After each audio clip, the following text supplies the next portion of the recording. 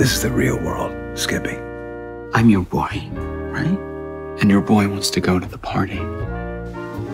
When I saw the scene for the first time, I was like, oh my God. Okay, so my mom can never see this show either. My name is Dan Minahan. I am the director and executive producer of Fellow Travelers, and I directed the first 2 hours of the series. Just to set this scene up, Tim shows up uninvited to Hawk's apartment. Hawk's very cautious.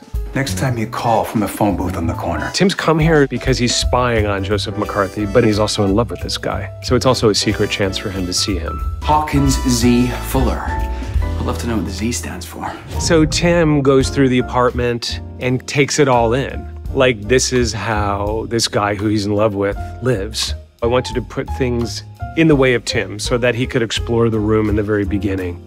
In preparation for that, the cinematographer and I walked through with the set decorator and we put things where we wanted the actors to be. And there was this great chair in the middle of the room, which was beautiful because we could be around them when they finally sat down. Come here.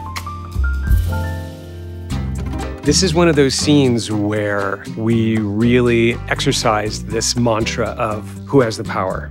You would think that Hawk has the power. We're in Hawk's apartment, and Tim turns the tables on him and seduces him. This is where the power dynamic keeps flipping. Not yet.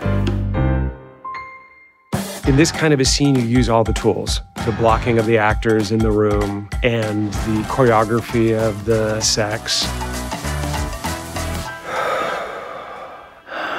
We all agreed that the sex scenes would not be gratuitous, that they would always move the story forward. Johnny, Matt, and I worked with the intimacy coordinator and choreographed that scene and set the tone for the scene as it became a sexual scene. That was a really important part of the preparation and how we would do that. Now show me what my boy really wants. In the end of the scene, Tim, who was at a disadvantage, clearly got what he wanted. In reality, they probably both wanted the same thing.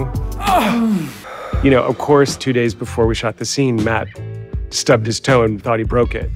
So he had a big bandage on his toe. I said, well, why don't we put the other foot in Johnny's mouth? And then, of course, between takes, as he was walking around the room, we would wash his feet. You have to think of those kinds of things, especially poor Johnny's got to do that scene a number of times. They were really good sports. They made a really hot scene that everyone's going to remember.